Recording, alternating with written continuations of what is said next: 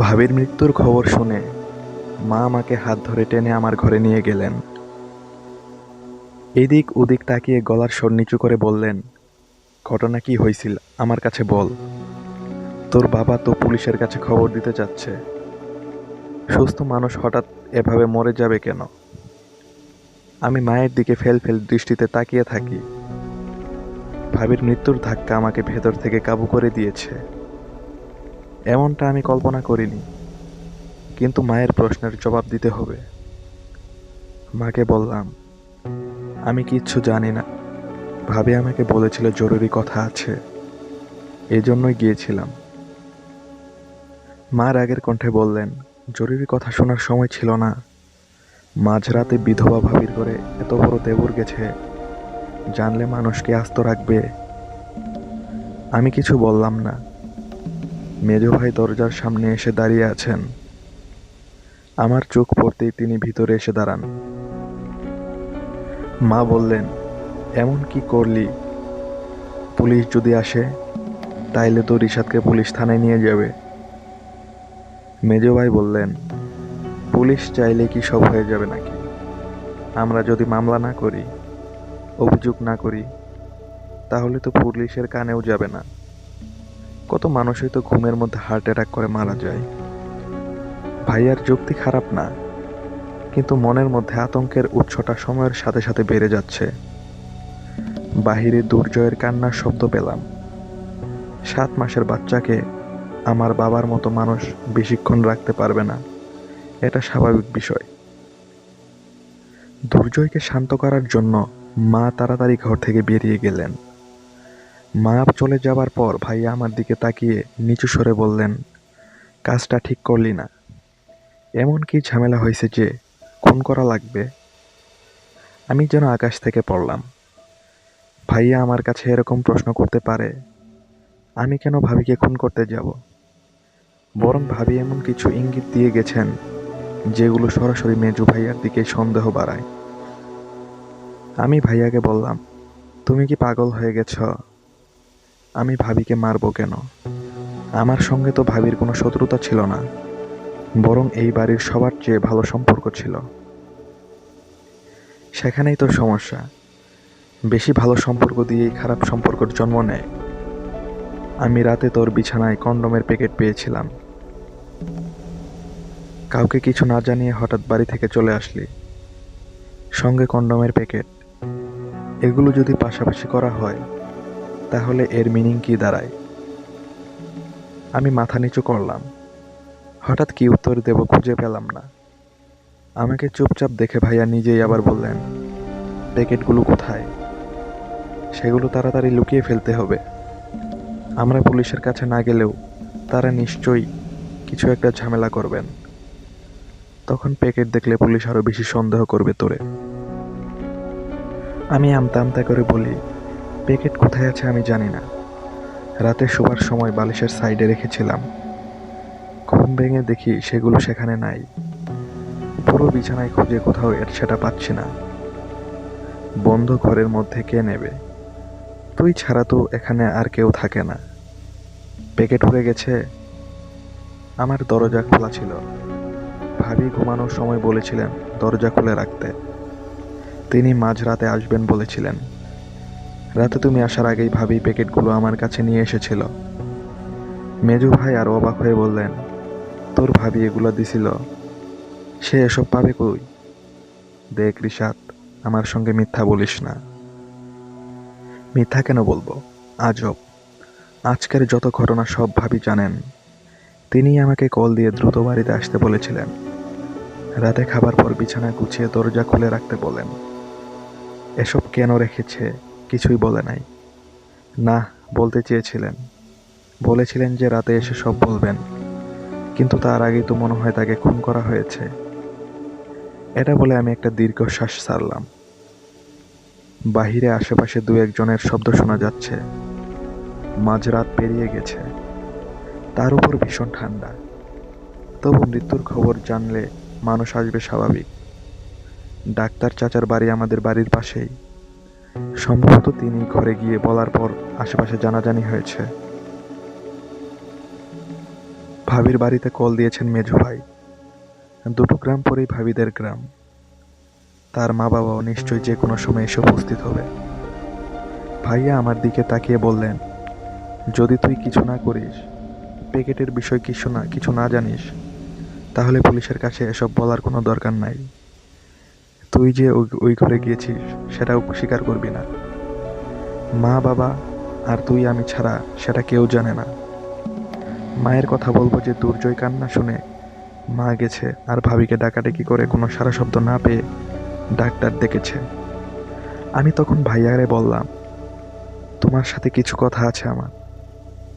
কি কথা? মেজু ভাবি কিভাবে মারা গেছে।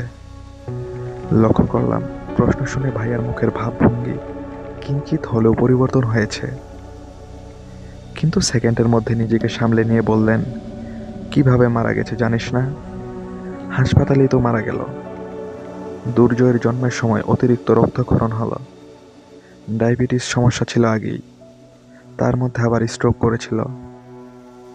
আমি নিচু কণ্ঠে বললাম, এখানে কি কোনো ঘাপলা ছিল ভাই? মানে ভাবির মৃত্যু স্বাভাবিক ছিল?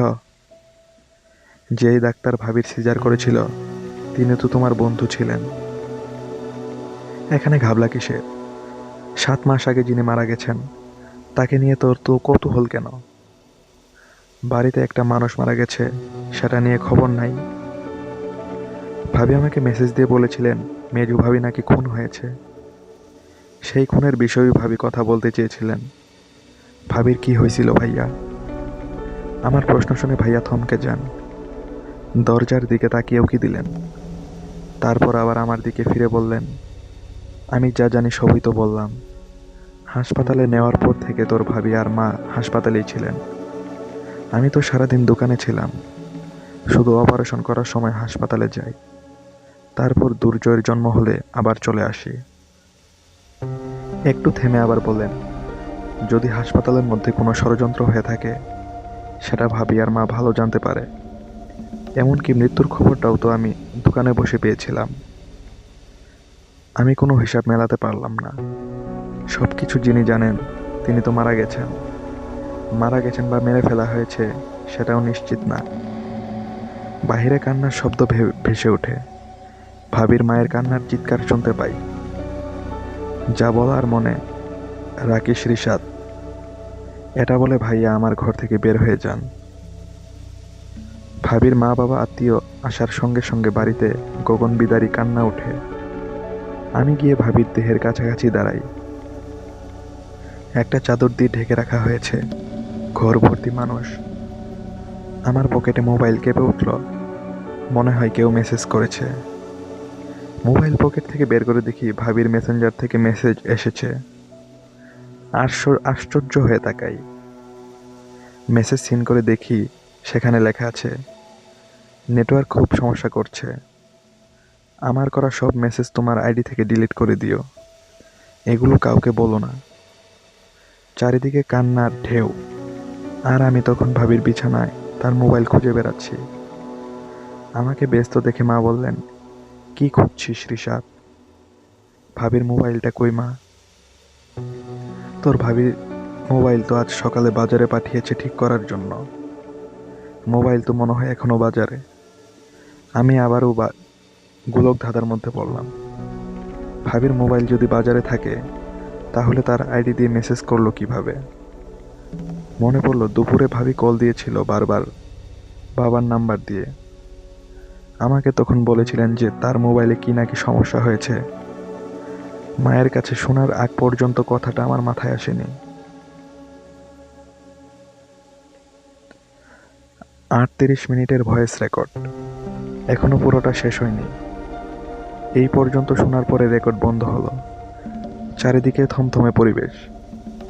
হাতে রাখা কফির কাপে চুমুক দিলেন সাজু ভাই।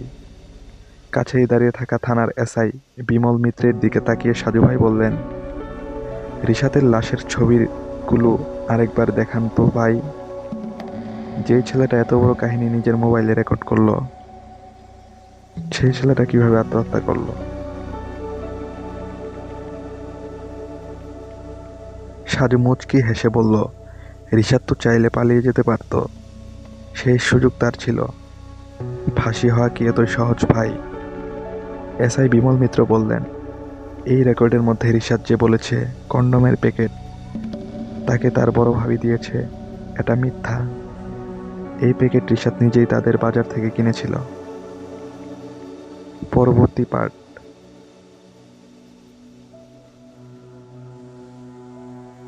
প্যাকেটের কথা বলতেই সাজু বললেন, প্যাকেট উদ্ধার করতে পেরেছেন? রিশাদ বলল, সে নাকি ঘুম থেকে উঠে প্যাকেট খুঁজে পায়নি। বিমল মিত্র বললেন, প্যাকেট পায়নি, কিন্তু ঘটনার দিন রিশাদ তাদের বাজারে যেই দোকানের নাম বলেছে সেই দোকানটা সেদিন বন্ধ ছিল। তাদের পাশে আরও কয়েকজন উপস্থিত ছিলেন। রিশাদের বাবা, মেজো ভাই, প্রতিবেশী, গ্রাম্য ডাক্তার, রিশাদের ভাবির বাবা মা, গ্রামের মেম্বার, আরও কিছু মানুষ, যাদের সবাই চোখেই কৌতূহল। সবাই এসেছেন রিশাদের কল রেকর্ড শুনতে। 5 দিন আগে রিশাদের বড় ভাবি মারা গেছে। গতকাল সন্ধ্যাবেলা আত্মহত্যা করেছে রিশাদ। কিন্তু রিশাদ তার মৃত্যুর আগে নিজের মোবাইলে দীর্ঘ 38 মিনিটের ভয়েস রেকর্ড রেখে গেছে। রেকর্ড এত সহজে পাওয়ার উপায় ছিল না যদি না রিশাদ তার টেবিলের উপর এক টুকরো কাগজে লিখে রাখত যে, আমার যা বলার সবকিছু আমি আমার মোবাইলে রেকর্ড করে গিয়েছি। আপনারা সবাই আমাকে সন্দেহ করতে শুরু করেছেন। আপনাদের এই ধারণা আমার ভেতর থেকে খুন করেছে। মা বাবার প্রতি আমার সবচেয়ে বেশি অভিযোগ। তারা অন্তত আমাকে সাপোর্ট করতে পারত। সাজু এখানে এসেছেন সকাল 11টায়। রিশাদের বড় ভাবির মায়া মামা সাজুকে গতকাল রাতেই মেল দিয়ে বিস্তারিত জানিয়েছিল। কাল রাতে যিনি সাজু ভাইকে লিখেছেন, সেদিন রাতেই খবর পেলাম আমার বোনের মেয়েটা মারা গিয়েছে। আমরা সবাই মিলে ভাগ্নির বাড়িতে গেলাম। ওদের বাড়িতে প্রতিটি মানুষের কথা ছিল সন্দেহজনক। তাদের দাবি ছিল আমার ভাগ্নি হার্ট অ্যাটাক করে মারা গিয়েছে। কিন্তু আমার সন্দেহের কারণেই আমরা থানায় যাই। পুলিশ আসে, সবার সঙ্গে কথা বলে তারা ভাগ্নিকে নিয়ে যায় থানা থেকে পাঠানোর পর পোস্টমর্টেম করতে। পুলিশ আমাদের অভিযোগের ভিত্তিতে তদন্ত শুরু করে। সবচেয়ে বেশি সন্দেহের তালিকায় সূচনায় ছোট দেবর রিশাদের নাম উঠে আসে। কিন্তু সন্ধ্যাবেলা রিশাদ তার নিজের ঘরে আত্মহত্যা করেছে। আমরা কিছুই বুঝতে পারছি না। থানা পুলিশ তো চলছে। তবুও আমি চাই আপনি আমার ভাগ্নির খুনিকে বের করুন। ভাগ্নিকে পাওয়া যাবে না জানি, কিন্তু তার খুনিকে শাস্তি দিতে না পারলে আমরা নিজেদের ক্ষমা করতে পারবো না। আপনার আসার অপেক্ষায় থাকব। গ্রাম বাবলাতলা, থানা মোড়লগঞ্জ, জেলা বাগেরহাট। এসআই বিমল মিত্র খানিকটা বিরক্ত। পুলিশ এরকম খুন, ডাকাতি, মারামারি, দখলদারি, আন্দোলন ইত্যাদি সবকিছুর সঙ্গে লড়াই করেন। হাসপাতালের নার্স যেমন প্রতিদিন ডিউটির সময় রোগীর কান্নার শব্দ শুনতে অভ্যস্ত, তেমনি পুলিশও জানে এই তো জীবন। এক জায়গায় সারাদিন বসে থাকলে তাদের চলবে না। সাজ্জু ভাই বললেন, আগে আমরা রিশাদের রেখে যাওয়া রেকর্ডটা সম্পূর্ণ শেষ করি, তারপর বাস্তবে কি আছে, কি ঘটেছে সবকিছু নিয়ে ভাবা যাবে। হতে পারে রিশাদ পরে যেগুলো দেখেছে, কেন আত্মহত্যা করেছে, সবটাই হয়তো রেকর্ডে রয়েছে। রেকর্ড চালু করে আবারও মনোযোগ দিল সাজু। রিশাদ বলছে, বাজারে যে ছেলেটাকে মোবাইল সার্ভিসিংয়ের কাজ করে ছেলেটা আমার পরিচিত। ওর নাম সোহাগ। আমার কাছে নাম্বার ছিল। ভাবির ঘর থেকে বের হয়ে আমার ঘরে গিয়ে কল দিলাম। কলের একদম শেষ মুহূর্তে সোহাগ কলটা রিসিভ করলো। কি রে, এত কল দিলি, কিছু হয়েছে? সোহাগের বাড়ি পশ্চিম পাড়া। এত তাড়াতাড়ি ভাবির মৃত্যুর খবর সে পাবে না। বললাম, ভাবির মোবাইল কি তোর কাছে? আজকে সকালে নাকি ঠিক করতে দিয়েছে। হ্যাঁ দিয়েছিল, কিন্তু আমি তো সন্ধ্যাবেলা গিয়ে মোবাইল দিয়ে আসলাম। কার হাতে দিয়েছিলি? তোর ভাবির মোবাইল আর কার হাতে দেব, যার মোবাইল তার কাছে দিয়ে এসেছি। তোর মা তো তখন ছিল সেখানে। আমি লম্বা দম নিয়ে বললাম, কিছুক্ষণ আগে ভাবি মারা গিয়েছে। কিভাবে মারা গেছে আমরা কেউ জানি না। ভাবির মোবাইলটাও খুঁজে পাচ্ছি না। তোর ভাবি মারা গেছে? আমার তো বিশ্বাসই হচ্ছে না। সন্ধ্যাবেলাতে তো গিয়ে দেখা করে আসলাম, আর এখন বলছিস মারা গেছে। সোহাগের কথা শুনে আরো বড় চিন্তা বাড়ে। মোবাইলটা তো খুঁজে পাচ্ছি না।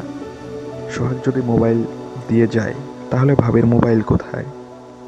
আর সবচেয়ে বড় কথা, মায়ের সামনে যদি সোহাগ এসে মোবাইল দিয়ে যায়, তাহলে মা একটু আগে কেন বলল ভাবির মোবাইল বাড়িতে নেই? এসব কথা ভাবতে থাকি, তখনই মা পিছন থেকে বলে ওঠে, একটা কথা ভুলে গেছি, বৌমার ফোন বাড়িতেই ছিল, বাজারে সেই ছেলেটা বাড়িতে এসে দিয়ে গেছে। আমি মায়ের দিকে তাকিয়ে রইলাম। মায়ের চোখের দিকে তাকিয়ে মনে হচ্ছিল তিনি অপরাধীর মতো নিজেকে গুটিয়ে রাখছেন। মাকে সচরাচর এরকম ভঙ্গিতে কখনো দেখিনি। মা বললেন, মেজু বৌমাকে নিয়ে বড় বৌমা আর কি কি বলেছে ঋষাদ? তোর মেজু ভাইয়ের কাছে না বলিস, কিন্তু আমাকে বল। আশ্চর্য হলাম, কারণ মেজু ভাবির বিষয় নিয়ে আমি শুধু মেজু ভাইয়ের সঙ্গে কথা বলেছি, তাকে দুবার প্রশ্ন করেছি, কিন্তু মাত্র 15-20 মিনিটের মধ্যেই ভাইয়া সেই কথা মাকেও বলে দিয়েছে। আমাকে চুপ থাকতে দেখে মা বললেন, কি রে, কথা বলছিস না কেন?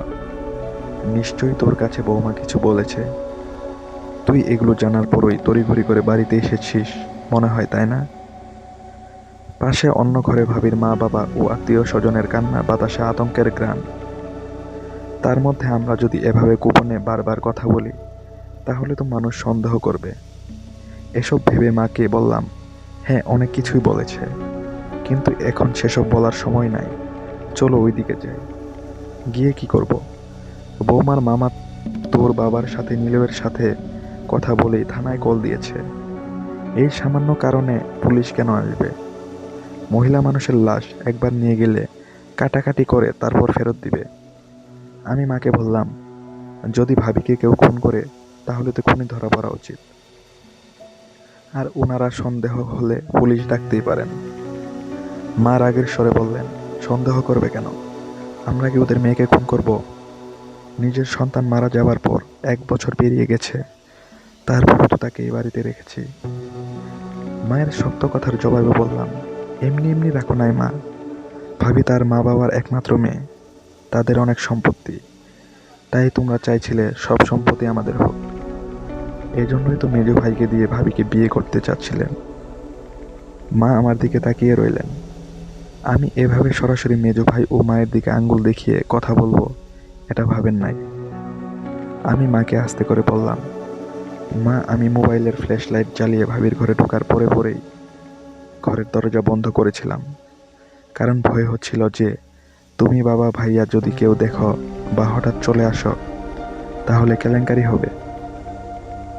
সেজন্য আমি দরজা বন্ধ করে ভাবির বিছানার কাছে গিয়ে তাকে ডাকছিলাম, তুমি তো বাবার সাথে অন্য ঘরে ঘুমাও, তাহলে বন্ধ দরজা দিয়ে তুমি ঘরের ভেতরে ঢুকলে কিভাবে?